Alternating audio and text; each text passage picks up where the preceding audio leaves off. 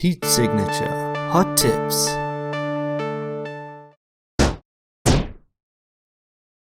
If there's anything that 10 months of the Heat Signature Daily Challenge has taught me, it's just how powerful the Slipstream is. I've gone through some of this in Advanced Movement 1 and 2, but let's try and pin down all the hidden details of Advanced Slipstreaming. So firstly, to take full advantage of a Slipstream, you're going to need to make some adjustments. You're going to need to use a lot of the Advanced Movement tips. So firstly, that means you need to check your controls. You need to make sure that Pathfind to Cursor is still around. You need to make sure that you can get access to throw mode. I would be very surprised if anyone had actually rebound these, although Pathfind to Cursor, if you're using a controller, you might have. And then finally, you're going to need to have a keybound to slow-mo. I use caps lock because it's right next to pan, and I never need to do both at the same time. It does have the minor downside of if you talk to me just after I've been playing Heat Signature, half the time I will accidentally shout at you. I don't mean to, but that's what happens when you keep turning on and off caps lock. And so we need this because basically Advanced Slipstreaming and Advanced Pathfinding are basically the same. One of the reasons why you like Advanced Pathfinding is that it uses your character's current speed, and the speed seems to be set as soon as you activate a Slipstream and only gets reset if you hit the end of a path. So if we go back into the game and we start using the Slipstream. Now, I, for the longest time, assumed that you had to be moving and it was something about preserving that speed, but in making this video I was able to quite easily just activate it and move. So some of these things, it turns out you're not, when you're playing a game like this and trying to find bugs, often things become kind of, this is how I believe it works, as opposed to this is how it actually works. So it's very easy to kind of mix those things up. So we want to activate our Slipstream and we want to enter throw mode. So throw mode has the advantage of being a pause-like state, which is not actually pause. And why is that important?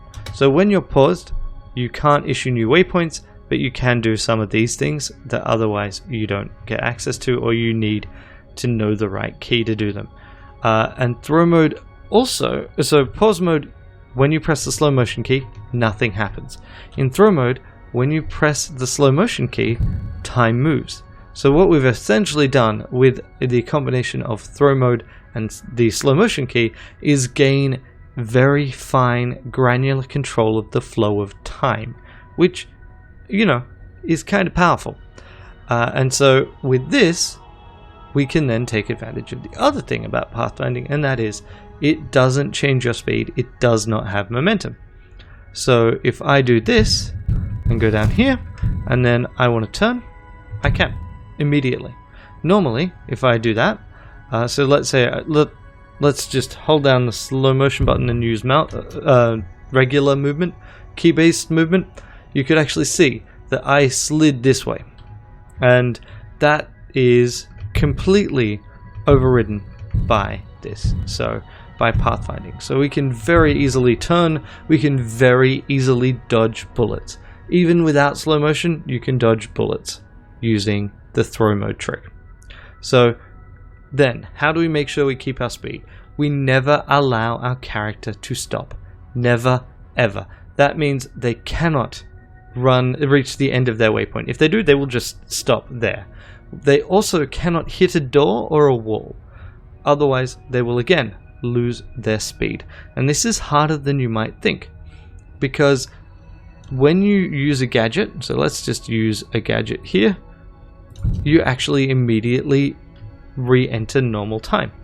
Now, when you do that, if you're approaching a door, you'll hit that door. When you're moving at slipstream speeds, in normal time, doors do not have enough time to open before you run through them. And so that is pretty significant.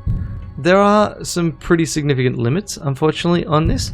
So basically, while we can use gadgets, we can use guns, we do risk... So firstly, this is not a true pause mode. You just saw that here. So while I was turning this stealth shield, the sentry gun was able to spot me. It shot.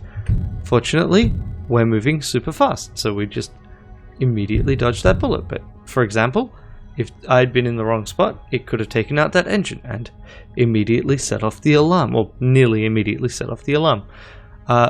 Because we're going so freaking fast, it is possible to run into your own weapon when you throw it. So that means when you throw a weapon, try not to throw it straight in front of you. That's where you're far more likely to hit it. Throw it to one side.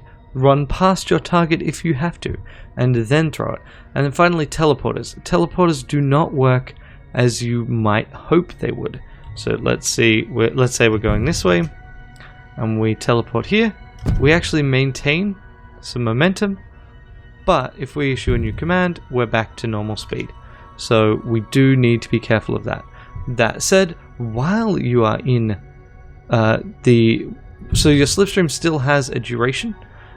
Even though regular time resumes, your slipstream is still valid. So basically, if I, for example, do a dash attack, this would normally reset my momentum. But it doesn't here because I'm still in that. My slipstream's still actually active. So if I'm trying to get it to use my correct speed value, I can. So then I can come through here and I can do the same kind of things. And this also means that sometimes you're pulling tricks off knowing that you've got very little time to get them done. So here I've got almost no time to get this done. It can be quite helpful to, if you're planning on using slipstreams, to keep these things in place. So here we want to steal this keycard using the in-game thing, even though that normally will reset our speed. And then what we're going to do is we want to swap with you, and if we can then start moving again, we maintain our speed. So we went through all that and we kept the total speed that we were trying to use. Now let's see if we made a minor mistake here. There we go. If we just grab this key, we can do that. This was complete shambles. Great. Okay, let's just do this. So even with all this, sometimes it's faster to not use all of the tricks that you got up your sleeve. So let's just do this, and then we swap with you. We shoot you, and then suddenly we can actually crash this guy and swap with him. And now I've done all that, we can actually take out our target, kill him, and then return to normal play. Alright, of course this isn't a daily challenge. I was wondering, hang on, why doesn't my target have any cool gear? It's been a while since I played Not Daily Challenge. Oh, the other thing is, once you press the movement keys, your momentum returns. So, for example, I can just start using the arrow keys to run through this glass, which is otherwise not possible. So these are the tips for using a slipstream. This actually means that once you've got a slipstream, you can complete almost any mission, especially any steal mission, because slipstreams are ridiculously broken, right? You can very easily run around guards, avoid their line of sight until the very last moment, and this is often enough to completely get through. And this makes a massive difference on any daily challenge times, so you can tell any day where there are slipstreams who knows the trick and who doesn't. So for example, the daily from today, the 1st of August, happens to have included slipstreams. So you can see here, Kased and I both know how to use slipstreams. Kased is, 5 seconds faster than me, but you can then see Seamus Donahue, who, from the videos he has uploaded, is quite a good heat signature player, but does not know the throw mode trick, does not know, or at least does not use the slipstream trick, and that is a huge difference in time. And you can see just, even here, today, the difference between second and third is 40 seconds. It's more than 40 seconds, it's 45 seconds. That is a huge margin of difference, right? So literally, I was nearly twice as fast as player 3. So you can tell, and this is one of the reasons why I want to make videos like this. The more people who know the tricks, the better the competition, and the more likely we are to have someone come up with some new tricks. So please, if you're interested, try this out. If you want to record daily challenge videos, feel free. I can, if you would like, help give you the information I use in order to record the videos, and let me know. I love watching people play this game. It's a very selfish thing that I do here, in that I love having competition. I like actually feeling like I am challenging myself when I come in top places, that the top places mean something. So that's it from me for today, and happy slipstreaming.